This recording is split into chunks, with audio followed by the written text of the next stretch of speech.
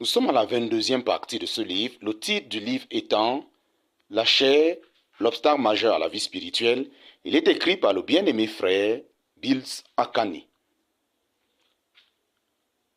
Selon le verset, nous sommes toujours au chapitre 3, je répète, selon le verset en considération, il est certain que ce ne serait pas facile pour les parents d'attraper leur fils.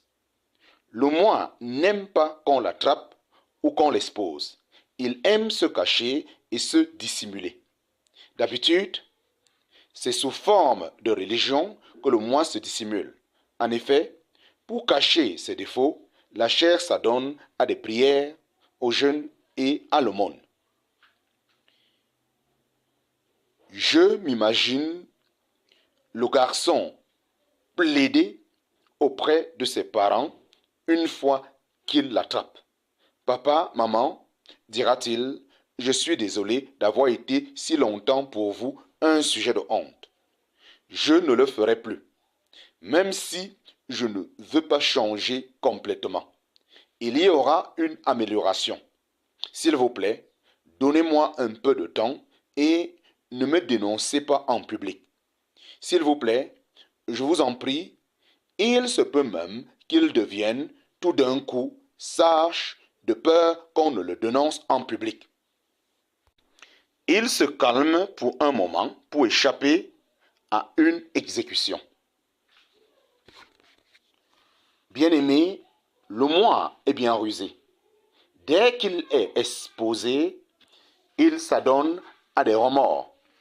Vous vous sentiriez mal à l'aise et honteux d'avoir embarrassé votre moi par les mauvais comportements. La plupart des hommes maîtrisent par peur d'exposer leur moi. Par exemple, le mari méchant ne brutalise pas. Par exemple, les maris méchants ne brutalisent pas leurs femmes devant les amis, de peur qu'ils perdent leur dignité, Cependant, une fois entrés dans la chambre, ils giflent les pauvres femmes à plusieurs reprises. Les prédicateurs, les politiciens et tout homme de renommée paient cher pour maintenir leur rang public. Le moi supplie, ne s'expose pas, ne reconnaît pas que je suis mauvais, mais ne dévoile personne. Remarquez qu'en priant à haute voix, les autres rendent compte remarquant qu'en priant à haute voix, les autres se rendent compte de ses problèmes ou faiblesses. Le moi peut décider de se taire ou de prier dans une langue étrangère. Rien ne vous donnera une victoire totale sur le moi. Matez-le fermement. Vous n'êtes pas le pire des chrétiens du monde. Vous vous comportez même mieux que beaucoup d'autres. Alors, pourquoi êtes-vous impitoyablement dur envers vous-même? Soyez calme, ce n'est pas tellement grave. Vous y arriverez petit à petit. Suppliera la chair. Il s'agit là d'une voix de passion, un murmure provenant du moi. Si vous acceptez supplication, vous auriez un soulagement.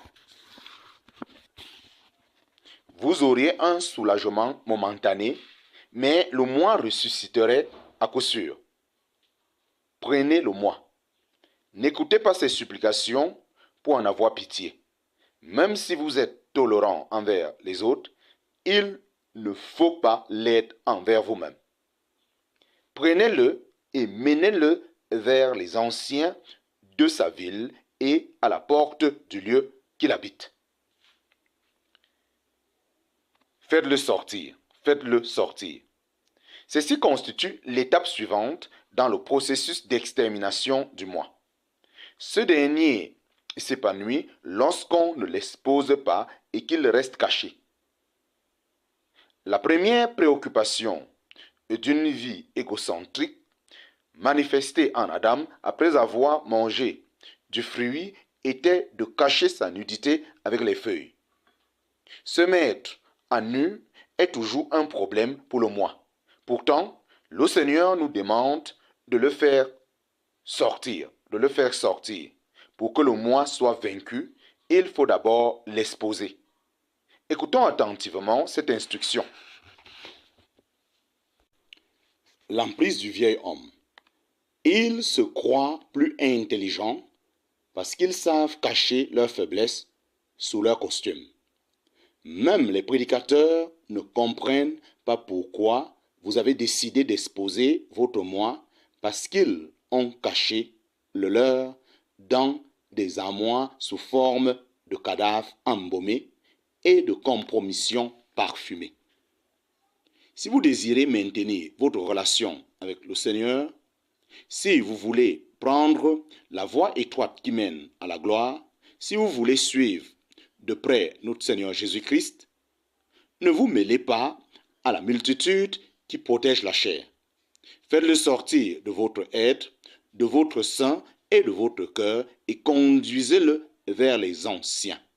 Conduisez-la directement au Seigneur Jésus-Christ.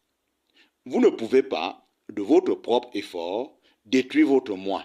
Ce serait une grande erreur de croire que vous le pouvez.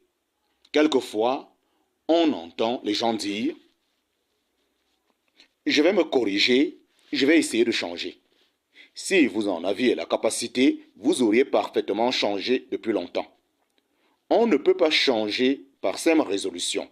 C'est seulement le Seigneur Jésus-Christ, notre ancien, qui peut exterminer cet ennemi, le moi, de votre vie.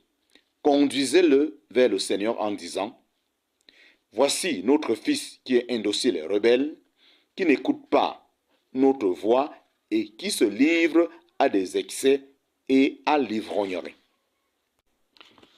À l'œil ordinaire, cette démarche paraît insignifiante, mais elle est très cruciale pour ceux qui veulent être délivrés de leur moi.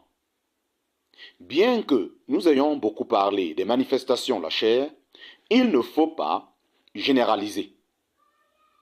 La façon dont la chair se manifeste diffère en fonction de l'individu. Voilà pourquoi vous n'avez pas besoin de confesser les péchés des autres. Ce serait trop imprécis. Trop abstrait. Vous devez donc commencer à attaquer la chair dans votre vie en fonction de la manière dont elle se manifeste. Pour un homme orgueilleux, la chair ne se manifeste que par son orgueil, tandis que pour le fornicateur ne se reconnaîtra comme faible que lorsqu'il se trouve en face des femmes. C'est juste l'aspect où vous vous croyez hanté par le moi qu'il faut céder au Seigneur Jésus-Christ. Le moi ne se manifeste pas d'une façon arbitraire. Il utilise un appât. Pour certains, l'appât peut être la colère, alors que pour d'autres, c'est l'ambition, la beauté ou l'amour du monde. Amenez-le vers l'ancien, notre Seigneur Jésus-Christ, et dites-lui, je te présente mon moi. Identifiez-vous entièrement avec lui en toute pénitence. Le Seigneur vous en débarrassera et le détruira sous vos yeux. Identifiez